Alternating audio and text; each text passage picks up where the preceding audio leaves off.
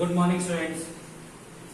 आप लोगों को एक्सरसाइज 3E के कुछ सम से प्रॉब्लम हो रही थी, तो मैं आपको बता रहा हूं। सबसे पहला सवाल है कि संख्याओं को घात संकेतन के रूप में लिखिए। संख्याओं को घात के रूप में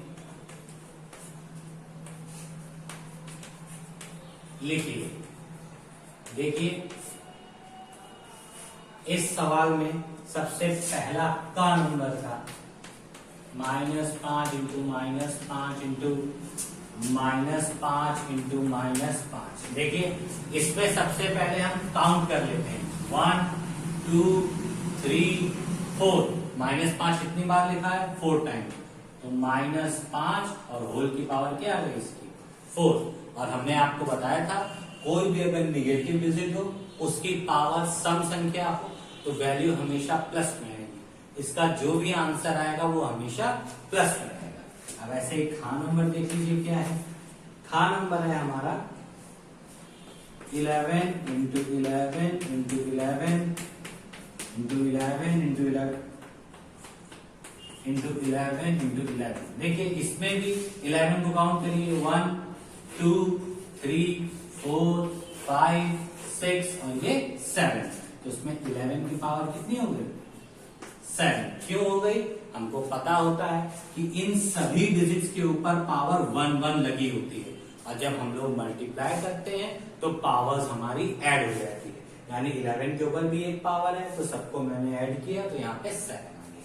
ठीक है, तो इसका आंसर ये हो गया, इसका आंसर हमारा ये हो गया। अब थर्ड वन देख लीजिए। गा number -13 into -13 into -13 into -13 into -13। अब ये देखिए, -13 कितने टाइम लिखा हुआ है? 1 2 3 4 एंड 5 टाइम्स। तो -13 की पावर कितनी आ गई?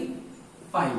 ये आपका आंसर हो गया। पर जब इसको सॉल्व करेंगे तो इसकी वैल्यू माइनस में ही आएगी, क्योंकि ये डिजिट माइनस की है, इसकी पावर विषम संख्या है, इसलिए मान इसका सदैव और सदैव ऋणात्मक ही आएगा। हमें केवल घात के रूप में लिखना था, इसलिए मैंने इसको घात के रूप में लिख दिया। अगला देखिए, अगला कह रहा था सिद्ध कीजिए।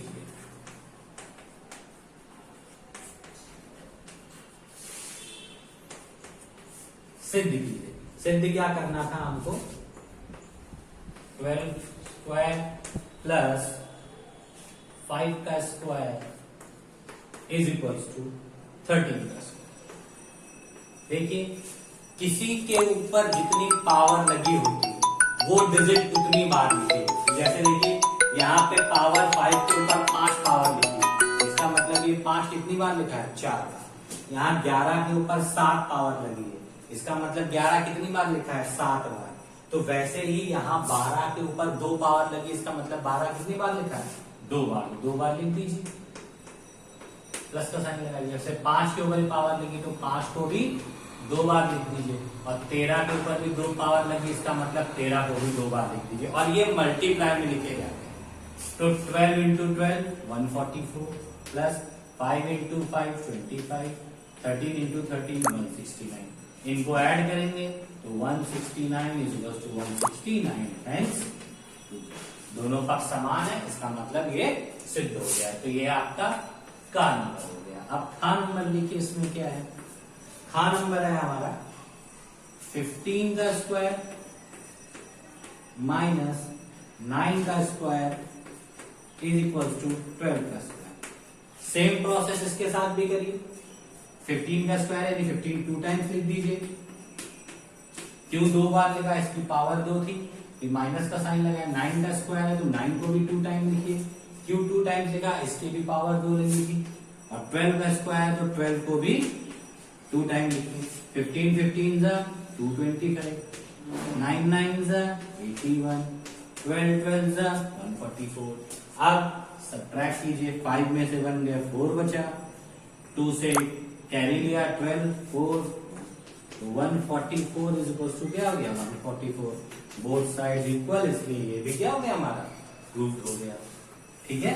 अब नेक्स्ट देखिए, नेक्स्ट कह रहा था निम्नलिखित संख्याओं को, अब एक मल्टीप्लाई और बता दूं, इसके बाद आगे बताता हूं। जैसे ग नंबर कह रहा है, ग मल्टीप्लाई वाला देख लीजिए क्या है, -10 का स्क्वायर इंटू -10 की power 4 is equal to 10 to the power 6।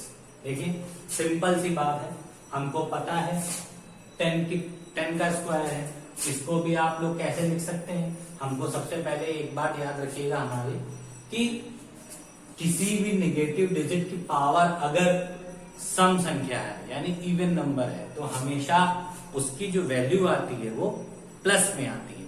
इसमें आती है प्लस में, तो इसको थोड़ा सा इस तरीके से कर लीजिए, -10 इंटू -10, फिर मल्टीप्लाई का साइन लगा दीजिए। आपकी मल्टीप्लाई लगा हुआ है इसलिए मल्टीप्लाई का लगाया, यहाँ सब में प्लस और माइनस का था इसलिए प्लस और माइनस का लगाया। आप इधर देखिए -10 into -10 is equals to 10 to the power 6 मैंने लिखी थी।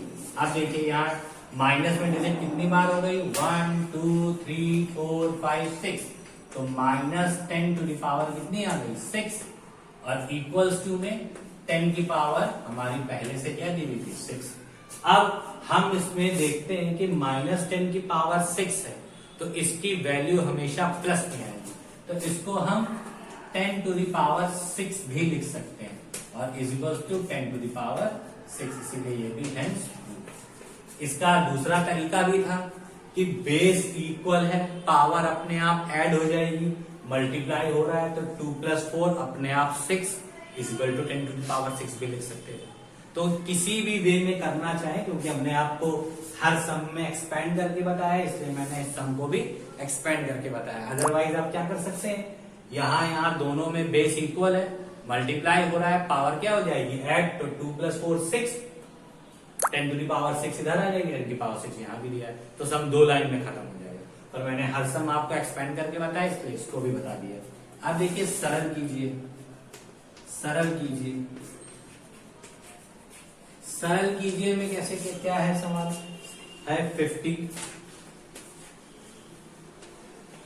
फिर इसके बाद ब्रैकेट 30 लगा हुआ है, 13 प्लस 2 4 का 4। देखिए इसमें हम लोग सबसे पहले ब्रैकेट को ओपन करते हैं, हमेशा याद रखिए। तो ब्रैकेट को ओपन करने के लिए सबसे पहले मेरा का लिखा हुआ है, का मतलब होता है गुणा, उसको पहले सॉल्व करिए। कैसे, 50 माइनस 13 प्लस 2 4 इंटू 4। देखिए मैंने किसी भी डिजिट्स को कुछ भी नहीं किया, सबसे पहले का को सॉल्व किया, कर दिया। अब मैं मल्टीप्लाई करूंगा, 4 4 16। ठीक, अब इसके बाद 50 मैंने एज इट इज लिखा, 13 प्लस 16 2 32, ये मैंने 32 लिख दिया, क्योंकि सब ब्रैकेट सबसे पहले ओपन करना होता है, तो मैंने ब्रैकेट को ओपन कर दिया। 50 32 में 13 ऐड किया तो मेरा क्या आ गया 45। तो 50 माइनस 45 इज इक्वल टू मेरा यहाँ क्या बचा, ये मेरा फाइनल आंसर आ गया। ये मैंने यहाँ पे जो मेन फॉर्मूला यूज किया है बॉड मास,